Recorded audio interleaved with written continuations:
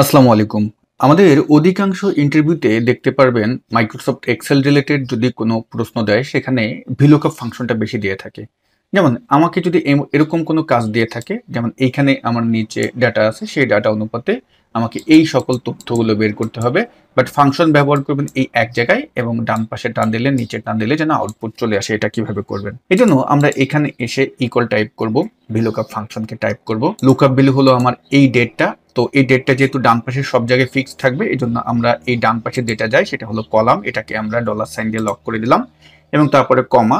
Table array হলো যেহেতু নিচেই আমার টেবিলটি আছে, তাহলে আমরা টেবিল অ্যারেটা সিলেক্ট করে নিচ্ছি। আমি একদম শুরু থেকে শেষ পর্যন্ত পুরো টেবিলটা নিয়ে নিলাম। লুকআপ ভ্যালু যেটা ডেট সেখান থেকেই কিন্তু স্টার্ট করতে হবে এবং এইটাকে আমরা পুরো $সাইন দিয়ে অ্যাবসোলিউট করে দেবো। F4 বাটনে চাপ দিলেই হবে। যাদের F4 বাটন কাজ করে না তারা F4 বাটনে একসাথে চাপ দিবেন। তারপরে কমা দিব। কলাম ইন্ডেক্স নাম্বার, যেহেতু আমরা দেখতে পারতেছি আমাদের যে টেবিলের কলামগুলো আছে সেগুলো উপরের টেবিলের সাথে সিকোয়েন্সটা ঠিকঠাক আছে, এই জন্য এখানে আমরা একটা কৌশল ব্যবহার করব। যেহেতু এটা ডান পাশে যাচ্ছে, আমরা এখানে ডাইনামিক করতে চাচ্ছি, কলাম ফাংশনকে ব্যবহার করব এবং রেফারেন্স যেহেতু আমার প্রোডাক্ট আইডি আছে 2 নম্বরে, তাহলে আমরা 2 নম্বর কলাম দিয়ে এটাকে স্টার্ট করব।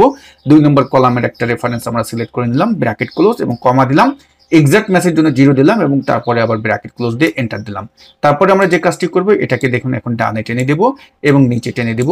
আমার কিন্তু একদম আউটপুটটা খুব সুন্দরভাবে দিয়ে দিল। তো ডিয়ার ভিউয়ার্স, যারা এই যে ফাংশনগুলো আছে এই ফাংশনগুলো খুব সুন্দরভাবে খুঁটিনাটি আপনারা বুঝতে চান, তারা কিন্তু আমাদের ইউটিউব চ্যানেলে দেখতে পারবেন, লং ভিডিওগুলো আছে সেগুলো দেখতে পারেন। আদারওয়াইজ আপনি যদি আমাদের গাইডলাইন নিয়ে শিখতে চান, আমাদের ইনস্ট্রাকশন মোতাবেক শিখতে চান, তাহলে আপনারা আমাদের অনলাইন লাইভ কোর্সে অ্যাডমিশন নিতে পারেন। কোর্স লিংক দেওয়া থাকবে এই ভিডিওর ডেসক্রিপশন বক্সে।